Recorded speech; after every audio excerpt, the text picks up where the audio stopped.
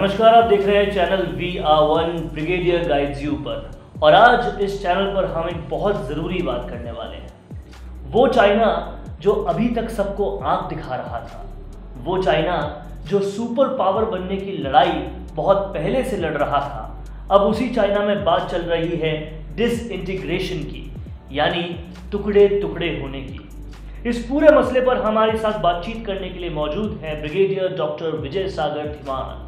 Brigadier doctor विजय सागर धीमान 38 साल तक भारत की सेना में नौकरी करने के बाद उन्होंने 2 PhDs अंतर्राष्ट्रीय मसलों पर हासिल की है। पाकिस्तान भारत के विवाद हो चाहे चाइना के विवाद हो, बहुत मजबूत पकड़ रखते हैं उस पर। तो आज हम उनसे बहुत गहरी बातचीत करेंगे इस पूरे मसले पर। सर, बहुत बहुत शुक्रिया हमारे साथ जुड़ने के लिए। Thank you very much. उस चाइना की आज बात हो रही है जो सुपर पावर बनने के लिए लड़ाई लड़ रहा था, जो अमेरिका को, जिसके सपने थे कि वो अमेरिका को छोटा कर खुद सबसे बड़ा सुपर पावर हो जाए। लेकिन आज क्या हो गया कि ऐसी बात हो रही है कि उसके टुकड़े कैसे होंगे, डिसइंटीग्रेशन कैसे होगा, इसके बेसिस क्या है, ये समझाएं सर। देखिए, ये बेसिकली जो सारी बात है, ये चाइना ने एक बड़ा ज़बरदस्त, अगर मैं कहूँ, पंगा लिया है दुनिया के साथ। कोविड-19 आज सारी दुनिया ये मान रही है कि अगर कोविड-19 फैला है तो ये प्योरली स्क्वायरली चाइना की वजह से ही फैला है, और उन्होंने जानबूझकर ऐसा किया है। क्योंकि ये जो चाइना की जो अभी तो गेम प्लान चल रहा था दुनिया में कि जैसे साउथ ईस्टर्न चाइना सी पे जो इन्होंने कब्ज़े किए हैं आइलैंड्स के ऊपर, यहाँ लैंड के ऊपर अपने नेबर्स के साथ जो लड़ाई करके लैंड एक्विजिशन करी है, जो उनकी बड़ी पुरानी ट्रेडिशन है पिछले 200 सालों की। फिर उसके बाद नीचे इंडियन ओशन में आकर इन्होंने अपने बेसिस बनाए हैं, या हम्बनतोता जैसे लोगों को, या इवन जैसे ग्वादर जैसी पोर्ट्स को इन्होंने ज़बरदस्ती कब्ज़ा किया है। तो दुनिया में एक रोष फैला हुआ है। तो दुनिया चाहती है कि किसी तरीके से इनको सबक सिखाया जाए। तो इस गेम में कुछ लोगों ने सोचा भी हम चाइना को क्या कर सकते हैं। अभी यहाँ कुछ डेवलपमेंट्स हुई हैं, तो उन्होंने बोला चाइना भी जो है एक कोई सिंपल सा यूनिफाइड देश तो नहीं है, इसके भी काफ़ी सारे प्रोविंसेस हैं और काफ़ी सारी डाइवर्सिटी है। और मगर इसमें साथ में ये भी बोला जा रहा था कि यहाँ की जो हान पॉपुलेशन है, जो शायद 95% से भी ज़्यादा है, उन्होंने ज़िंदगी में आज तक कभी कोई किसी किस्म का प्रोटेस्ट दिखाया नहीं।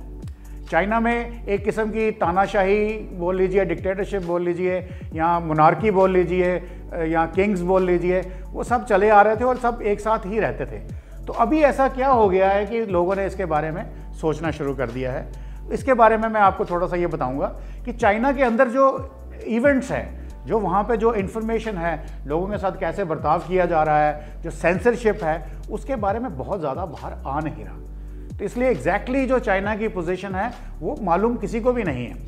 परंतु कुछ इवेंट्स जो हैं वो आज की डेट में खुल के सामने आ रहे हैं कि चाइना के ऊपर आर्थिक दबाव दुनिया में हर देश से आ रहा है। चाइना के अगेंस्ट इंक्वायरी हो रही है। हांगकांग ऑलरेडी डेमोक्रेसी के प्रोटेस्ट में उठ खड़ा हुआ है। ताइवान इनको मानता नहीं है। और उस पर यह सोचा जा रहा था कि ये जो हान पॉपुलेशन है, ये सब लॉयलिस्ट चाइनीज़ हैं, और ये कभी नहीं अपने जो इनकी जो गवर्नमेंट है, जो एक कम्युनिस्ट पार्टी की गवर्नमेंट है, वन पार्टी गवर्नमेंट, मतलब कि वहाँ पे ऑपोजिशन नाम की कोई चीज़ है ही नहीं, तो वो बहुत स्ट्रॉन्ग पावर्ड है। अब क्या हुआ है कि वो जो स्ट्रॉन्ग गवर्नमेंट थी, कोविड-19 की वजह से क्या हुआ है कि वहाँ पे ये बताया जा रहा है अनकन्फर्म्ड रिपोर्ट्स में कि चाइना के अंदर जो बहुत सारे लोग मरे हैं, जो मरने वालों की जो फिगर उन्होंने दी है, वो ठीक नहीं है। और उनको मरने के बाद एक बड़े ही गलत तरीके से उनकी जो डेड बॉडीज़ थी, उनका बरियल किया गया, एज ए मास बरियल्स किए गए, मास क्रिमेशंस करी गई, जो शायद बहुत लोगों को पसंद आ नहीं रही, और उससे लोगों में बहुत सारा रोष फैला हुआ है। इसके अलावा जब आप लोग बोलते हैं कि चाइनीज़ बड़ी यूनाइटेड सी एक कौम है, ऐसा है नहीं। अगर मैं आपको याद दिलाऊं, 4 जून 1989 में चाइना ने तियाननमेन स्क्वायर में बहुत ज़बरदस्त मैसेकर किए थे, और जो डेमोक्रेसी की मूवमेंट थी, जो इनके एक डेमोक्रेटिक लीडर थे अर्लियर, जिनकी मौत हुई थी 15 अप्रैल 89 को, और सारे स्टूडेंट कम्युनिटी बेसिकली वहाँ पे इकट्ठा हो गई थी उनकी जो मौत को मौन करने के लिए, और वो वहाँ पे अपना प्रोटेस्ट वहाँ जारी रखा। और चाइना ने 1-2 बार उनको बताया कि भाई आप प्रोटेस्ट बंद कर दीजिए, क्योंकि हम डेमोक्रेसी को हम बिल्कुल आने नहीं देंगे। तो उन्होंने जब नहीं माना तो 4 जून को वहाँ पे टैंकों से, हैवी मशीनरी से, गन से, वो सारे लोग, बहुत सारे लोग मारे गए, जिसकी सही फिगर किसी को भी मालूम नहीं है। पर उन मारे गए जो लोगों के जो परिजन थे वो आज भी हर साल 4 जून को कैंडल लाइट विजिल मनाते हैं। मतलब कि वो डेमोक्रेसी के जो एंटी डेमोक्रेसी क्रशिंग जो चाइनीज गवर्नमेंट ने करी थी उसको भूले नहीं हैं। तो वो एक कम्युनिटी चाइना में वो थी। सेकंड कम्युनिटी अभी कोविड की जो मिसमैनेजमेंट करी है, जो एक नॉर्मल नागरिक को उसने ठीक तरीके से बर्ताव नहीं किया है गवर्नमेंट ने, उससे भी रोष पैदा हो गया है। तो चाइना में मैंने आपको ये बता रहा हूँ कि जो लोग हैं वो पढ़े लिखे हैं और बताया जाता है कि 1 in 3 चाइनीज़ PhD डिग्री का होल्डर है। अब वो पढ़े लिखे लोग दुनिया जहान में उन्होंने इकोनॉमिक्स लेकर गए हैं और बिजनेस को काफ़ी कंट्रोल किया है और उन्होंने दुनिया में डेमोक्रेटिक वेव्स देखी हैं, वर्जन देखी हैं, वो किस तरीके से इस स्ट्रॉन्ग गवर्नमेंट के शिकंजे में फंसे हुए थे। और आज जब उस गवर्नमेंट ने एक गलती कर दी है, और गलती ये कर दी है कि उन्होंने कोविड-19 और इनका जो एंटी डेमोक्रेसी प्रोटेस्ट को रोका है, तो वो उनके दिल में रोष आना बड़ा ज़रूरी है। और इसके अलावा जैसे कि आप जानते हैं हांगकांग में तो एंटी चाइना यानी कि प्रो डेमोक्रेसी प्रोटेस्ट ऑलरेडी है ही हैं। मकाऊ में प्रॉब्लम है। इसके अलावा ताइवान अपने आप को इंडिपेंडेंट समझता है। और इसके अलावा अगर आप चाइना की पूरी ज्योग्राफी भी देखें तो उसमें अगर आप देखेंगे तो जो साउथ में यूनान प्रोविंस है वो इंडिपेंडेंट प्रोविंस है, वो चाइना का हिस्सा कभी नहीं था। उसके अलावा तिब्बत भी कभी चाइना का हिस्सा पहले नहीं था। फिर अगर आप सिनकियांग प्रोविंस को देखें तो वो भी टियानशन प्रोविंस किसी ज़माने में हुआ पड़ता था। फिर नॉर्थ में आए तो सदर्न मंगोलिया जो चाइना ने आज ऑक्यूपायर कर रखा है वो भी चाइना का हिस्सा नहीं है। फिर अगर आप नॉर्थ ईस्ट में जाएं तो मंचूरियन प्रोविंस भी चाइना का हिस्सा नहीं था। तो ये इतने सारी फॉल्ट लाइंस तो ऑलरेडी एग्जिस्ट कर रही हैं और उसकी वजह से लोगों में ये रोष आना स्वाभाविक है। और आज की डेट में प्रॉब्लम ये हो गई है कि इवन चाइनीज़ गवर्नमेंट ने थिंक टैंक्स को बोला है कि भाई आप स्टडी करें कि ये डिसमेंबरमेंट तो नहीं हो सकती। और उसमें उसका रीज़न ये था कि जिस किस्म की रशिया की डिसमेंबरमेंट हुई थी 1989 में 1991 में फाइनली, तो वो स्टोरी भी उन्होंने समझने की कोशिश की है। और बताया ये जा रहा है कि शी जिनपिंग जो उनके प्रेसिडेंट हैं उनको ऑलरेडी एक डोजियर बताया गया है और उसमें बताया गया है कि जो रशिया की डिसइंटीग्रेशन थी वो उसके लीडर की वजह से थी, गोर्बाचोव की वजह से थी, जिसने दुनिया को अपने कंट्री में एक किस्म की डेमोक्रेसी लाने की, रिफॉर्म्स लाने की कोशिश की, जिसको हम कभी ग्लासनोस्ट के नाम से जानते हैं, कभी पेरेस्ट्रोइका के नाम से जानते हैं। तो एक रीज़न तो वो था। सेकेंडली जो वहाँ पे सिस्टम्स बहुत करप्ट थे, करप्शन का जो आलम है गवर्नमेंट के अंदर बहुत ज़्यादा बढ़ चुका था और वही आलम आज भी चाइना की गवर्नमेंट में है, क्योंकि वहाँ पे ऑपोजिशन तो है ही नहीं। तो करप्शन का आलम ये है कि जो पावर में है वो अपने आप को खूब लोगों का फ़ायदा उठाते हैं। फिर तीसरा कारण था कि जो उनका रशिया में जो उनका एनिमी कंट्रीज है, लाइक कोल्ड वॉर थी अमेरिका के साथ, अब यहाँ पे भी उसने अमेरिका को भी अपना दुश्मन बना लिया है। तो इसलिए शी जिनपिंग या उनकी जो गवर्नमेंट है या उनके सलाहकार हैं वो इस वक्त बैकफुट पे हैं और वो स्टडी कर रहे हैं कि अगर ये डिसमेंबरमेंट रशिया की हो सकती है तो चाइना की भी हो सकती है। तो एज ए रिज़ल्ट वो इस चीज़ को प्रिवेंट करने की पूरी कोशिश कर रहे हैं और उसके लिए वो और भी ज़्यादा दबाव अपनी पॉपुलेशन पे डाल रहे हैं, प्रो डेमोक्रेसी को क्रश कर रहे हैं और अपना एक यानी कि बहुत ज़बरदस्त पुलिसिंग हो रही है जिससे वो रोष बढ़ेगा कम होने के बजाय। As a result maybe आज नहीं, मे बी इन सम टाइम फ्रेम तो चाइना की डिसमेंबरमेंट मेरे हिसाब से तय है। तो इस बात को हम थोड़ा ऐसे भी समझ सकते हैं कि हमारे यहाँ कोविड का एक पेशेंट भी बढ़ता है तो हमारी मीडिया उसको बहुत बढ़िया तरीके से बता देती है। इनफैक्ट हमारे नंबर ज़्यादा ही मानते हैं जो बता रहे हैं, लेकिन वहाँ उल्टा है, वहाँ हर चीज़ कंट्रोल्ड है। चाइना में मीडिया कंट्रोल्ड है, सब कुछ कंट्रोल्ड है, जो सरकार चाहती है वही बात बाहर आ पाती है और इस वजह से वहाँ के लोग काफ़ी ज़्यादा दुखी हैं। और ये जो सर पूरा कारण है उससे वहाँ के अंदर लोगों के क्या हालात हैं, लोगों के अंदर जो रोष है वो कितना उबाल कर सकता है, क्या कुछ हो सकता है? देखिए, मैंने आपको पहले बताया कि वो पढ़े लिखे लोग हैं और दुनिया घूमे हुए हैं।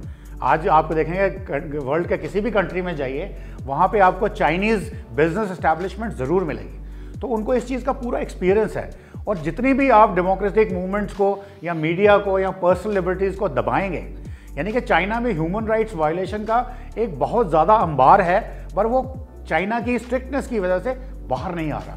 और अगर ये वायलेशंस हैं तो कितनी देर आप इसको कर सकते हैं? अगर ये शी जिनपिंग की जो गवर्नमेंट है ये भी कितनी देर तक अपने जो लेजिटिमेट रिस्पॉन्सेज हैं अपने सिटीजन्स के, उनको कब तक दबा सकते हैं? और जब भी कोई प्रॉब्लम्स आती है, एक कैलेमिटी आती है, तो दुनिया का रोष निकलता है। तो अभी जैसे कैलेमिटी आ चुकी है, तिएननमेन स्क्वायर के जो ज़ख्म हैं वो अभी तक हरे हैं, कोविड की वजह से जो मार पड़ी है वो नए नए ज़ख्म हैं। इसके अलावा जो चाइना की इकॉनमी है अभी भी, हालांकि वो कहते हैं कि everything is as usual, but जो भी इकोनॉमिक यूनिट्स हैं जहाँ पे गरीब लोग काम करते हैं वो भी अभी काम पे वापस आए नहीं हैं। तो ये रोष आना एक स्वाभाविक सी बात है। अगर इसे इस तरह से समझा जाए कि एक कुकर के अंदर बहुत ज़्यादा स्टीम भरते गए तो आखिरकार उसको फटना पड़ेगा, क्या चाइना को भी वैसा ही समझा जाए? बहुत ज़्यादा स्ट्रिक्टनेस हो गई है तो अब वो आखिरकार कुछ ऐसा होगा? देखिए, स्ट्रिक्टनेस का तो ये आलम है। मैं आपको यहाँ बताऊँ, चाइना ने एक सिस्टम बनाया है सीसीटीवी कैमरास का, जो पूरे कंट्री में हर जगह फैले हुए हैं, और वो सब सेंट्रली एक सेंट्रल मोडम एक कंप्यूटर पे कनेक्टेड हैं, जो उनकी हर एक व्यक्ति की हर एक मूवमेंट मॉनिटर की जा सकती है। ये आपको लगेगा कि ये इम्पॉसिबल है, क्योंकि इंडिया जैसे कंट्री में अगर हम आधार भी बनवाने जाते हैं तो लोग उसके लिए भी प्रदर्शन करने को निकल आते हैं, पर वहाँ पे उन्होंने हर एक आदमी को उसकी आइडेंटिटी के साथ, उसकी शक्ल के साथ ऑलरेडी एक डेटाबेस बना रखा है, और जैसे ही मान लो आप बाहर निकले हैं तो वो आपकी पूरी मॉनिटरिंग है। और इसके अगेंस्ट काफ़ी रोष भी प्रकट किया गया था, तो गवर्नमेंट ने बोला कि हम इसका मिसयूज़ नहीं करेंगे, परंतु ये सब वो यूज़ करते हैं जो एंटी गवर्नमेंट हैं, जो उनके पर्सनल इंटरेस्ट के अगेंस्ट हैं। उनको क्रश करने के लिए इसके अंदर एक एल्गोरिदम है जो आपको बता देगा कि ये आदमी कल क्या करने वाला है, उसकी आज की जितनी भी इवेंट्स हैं, जो उसकी हरकतें हैं या मूवमेंट्स हैं, उसके ऊपर बेस के ऊपर करके वो उसकी कल की बता देगा क्या करने वाला है। तो इस तरीके से वो उस चीज़ को होने से पहले ही वो क्रश कर देते हैं। और इस किस्म की जो अगर रिस्ट्रिक्शंस बढ़ती चली जाएंगी, तो जैसे आपने कुकर की एनोलॉजी दे के बोला है, तो वहाँ पर सिटी मेरे ख्याल में नहीं है, वो आज नहीं तो कल फटेगा।